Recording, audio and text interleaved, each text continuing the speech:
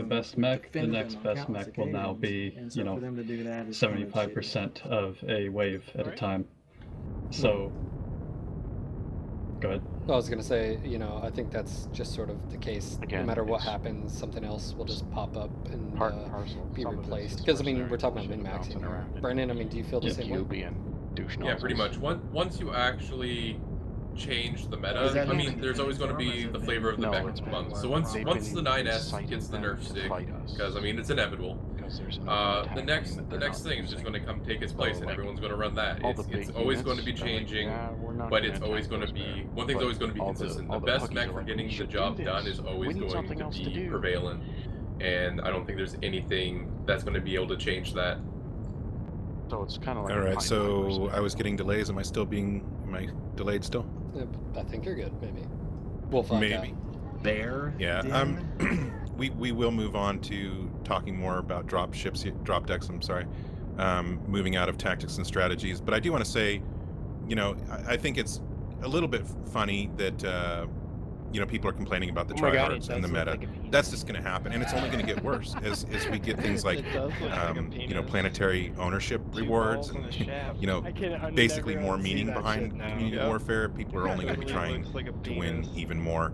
And as far as light rushes installing and long range and all the different things that are happening, people are always going to find the easiest way to win or the most successful way in tactics. And so that's kind of more of a gameplay issue, I think. And as more development comes along to the community warfare, I think that'll help, as well as bring it up quirks. There's still a lot more in store as far as quirks go that could make mechs that aren't standing out now much better. But of course, like Phil also said, if you take one mech away, something else is just going to pop up and fill it. Well, I think where that also comes from is just a lack of diversity in heavies for IS. I think we touched on this last week, which is Orions can't do. So the flavor of the month, at least for community warfare, is just basically energy weapons, right? You don't have to worry about ammo.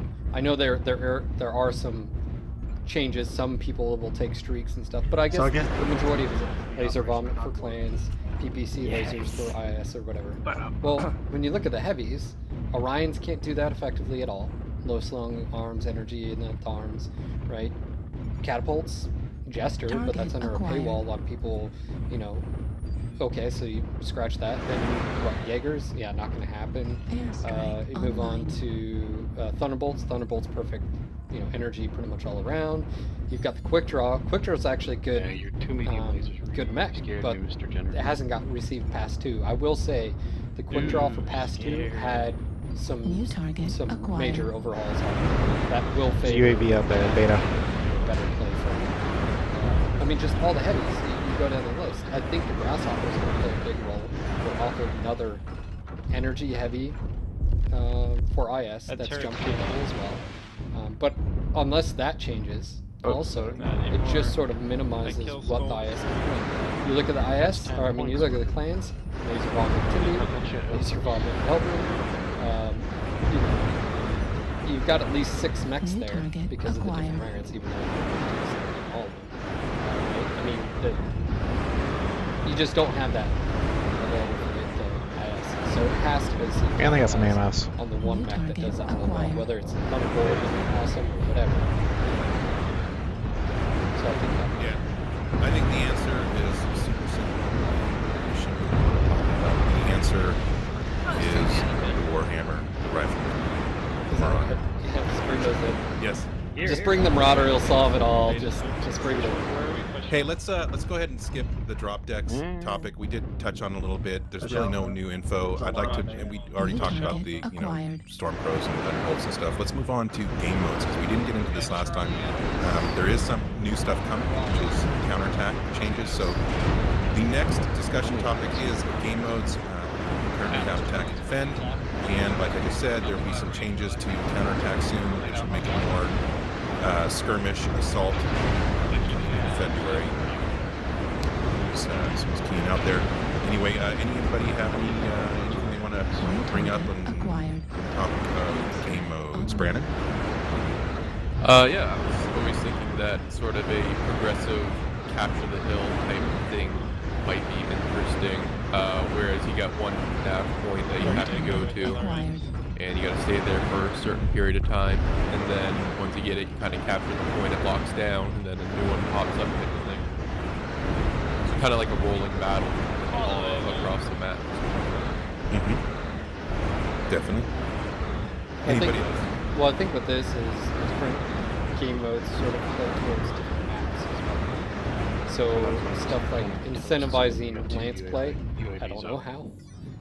Or whether that's like you have a capture point or a whatever point, whether it's like ammunition or mobile field base or something that's way off there that only letting go out and fight, and, you know, or fast mediums, stuff like that. Target acquired.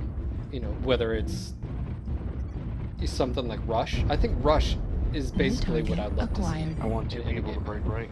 If you've never played Rush, by the way, guys, Battlefield series. Gen 1. It's sort of what I imagined Community Warfare was going to be like, but it's basically where you fight, and once you push and destroy the enemies at said location or an objective, it opens up the next segment and the defenders start spawning back there, stuff like that. I just feel like more dynamic play. I'd love to see, you know, the Leopards and aerospace fighters and stuff play a bigger role. Of course they have, but just game modes.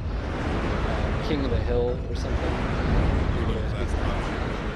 Yeah, you know, you could always have, you know, we're always talking about, you know, that count stalling and stuff. You could always implement stuff where, you know, attack and drop ships start coming in to help support what's in the battle or something. I don't know. Just definitely more engaging dynamic play.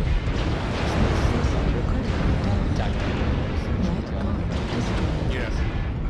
Rush gets brought up every single time discussed game modes in Community Warfare. I think Rush is something that the community really wants. I think that was kind of what was intended with you know, the gates, but obviously, you know, lights can mechs can just jump right over the gates, and you can basically get into the entire map wherever you want to go at any point in the game, as long as you don't have enemies stopping you. So I think Rush is a great idea. Hopefully that's something that's being looked at.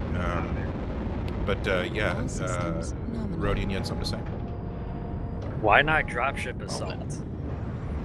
Like attacking dropship. Yes. You remember right, MechWarrior 4? Yes. No, remember Mech 4? Yeah. Yes. With the Overlord? You could kill him with one Shadow Cat though. I mean, it was dumb. Oh, that push wasn't quite as It was dumb. More relevant to the time. Overlord would definitely be awesome. Dude. Do you know how big that thing is? God, an Overlord is huge, by the way. Like, I don't think we've ever really seen the scale of that. And you see how big It's supposed to carry, what, 36? 36 mechs plus arrow, plus tanks, plus infantry, plus a whole crew. Yeah. Tyler had mentioned something, you know, like adding some kind of stage if the defenders want to move out and try and basically cap the attackers or whatever, throwing in some drop ship or something that they have to take out. I don't know. I think there's a lot of room for improvement. You know, we have pretty basic maps to start. We have pretty basic game modes and a lot of room to grow. So I hope that we see something like Rush. I'm interested to see what the more skirmish assault changes are to the counterattack mode. But unless you guys enjoy tanks. Yes. Why not another one that popped in my head? We have these factions, like Roslock, that is being encompassed by a certain faction, destroyed. And we'll never be able to attack that planet. Why not have a week or 2 weeks or maybe even a month long event for control of that planet? Because we all know in the lore, Roslock gets taken over technically, but it gets taken over nonetheless, and their capital moves on. Why not actually have that happen in our game? Lore-based events. Yes, precisely. Or Battle of Luther. I mean, Jaguars are there now. I mean, the timeline is way before when it should be, but it's there. New target acquired. It gives you a reason to add more of those not-so-capital world ones we have, like Sarna and Capella. I mean, make use of the cool things we have on the map. Let's spice things up, because I love spices. I mean, Free Worlds League took Solaris. Free Worlds League has only had Solaris once in the lore, and to have them captured again is a very big thing, you can and I think it should be maybe celebrated or something. Have to deal with the turrets. Needs to be more cool stuff happen other than, well, it's been day number 39. Jaguar's taken X planet, and nobody really cares anymore because there's only 13 players to play. Because that's what it's going to end up being if we don't do something. Alexander. Oh, I was just going to add on that. I think that's more of, I think, a clan problem than it is as much of an Intersphere problem. I mean, Merrick could push into Eastern Liao and take their capital pretty quickly. But as far as the clans go, so having some sort of event set up, even if you wanted to make it a entire community-wide event where, you know, any Intersphere pilot can go and, you know, over a weekend event, go and just try and defend Rosselhog or try and defend Luthien, and then maybe all the clans can do the same thing as attacking it. And I think that would would add something that would be a unique event to CW and kind of help drive interest in it. Now, with community warfare, I want to put something in. There's no incentive. There's no dire strait of an invasion happening. And I think, you know, when we read this in the novels, it's because it's real, right? It's happening in the novels. Like, they're literally killing, you know, families, entire cities, populace, 4 million people just wipe out the face, you know, of a planet. So one of the issues I think that they need to overcome is in putting that type of influence in the map. And I'm not saying just a C-build incentivizing, you know, people to go out and fight or whatever. That could be a part of it. I guess what I'm trying to say is some type of mechanic that affects things, affects logistics somehow. You know, we don't have you know, prices for weapons and you know, stuff like that. Mechs aren't influenced, but could it be? You know, could that, you know, your success in community warfare actually shape how things maybe in just the game affected? Maybe there's a microcosm of prices in community warfare.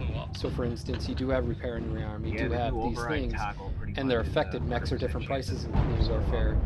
And so when you lose one or what, I guess my point being is, it could be, it's incentivizing the factions to work together for a common good, and that's what the Intersphere was at the time doing.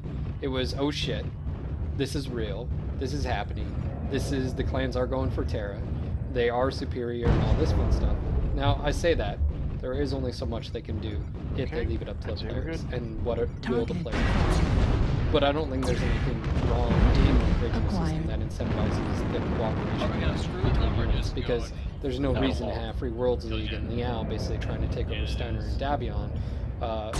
If those forces are being attacked by the clans, it could basically go attack Free Worlds League instead. So there needs to be other incentives to really do those type of things. Incentivize that. You know, this universe basically, the Intersphere is all right. I'm looking ahead here at the next discussion topic, which is basically general community warfare issues. We've already talked about performance optimization. Yes, we know that definitely community warfare needs to be better optimized so we can get better performance. We talked a little bit about the new player experience. I guess if anybody has anything to say about that, you're more than welcome. I still put that question out there. Should there be a new player experience for community warfare? Is it a new player experience? And then I guess the only one that we haven't really touched on is, and this is totally just, you know, to talk about because there's no plans for anything otherwise, but should community warfare be 24/7? Are there any downsides to that? If the population continues to grow, is that going to affect it in a good or bad way? If the population, you know, shrinks, is that going to affect it in a good or bad way? Any ideas out there? Target destroyed. Shimmy. As far as 24-hour cycle, you know, combat, yes, I believe that should stay. I think we're all wary of it when they, you know, initially said we're going to have a couple several-hour windows.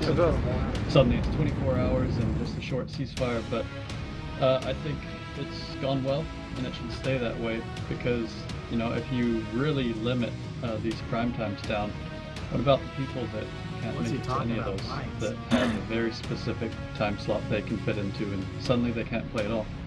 I'd rather have these longer cycles that maybe at times have population issues, but at least allow people to play. Live mix of the new meta. There seems to always be a fight somewhere for people to go. So Okay, I think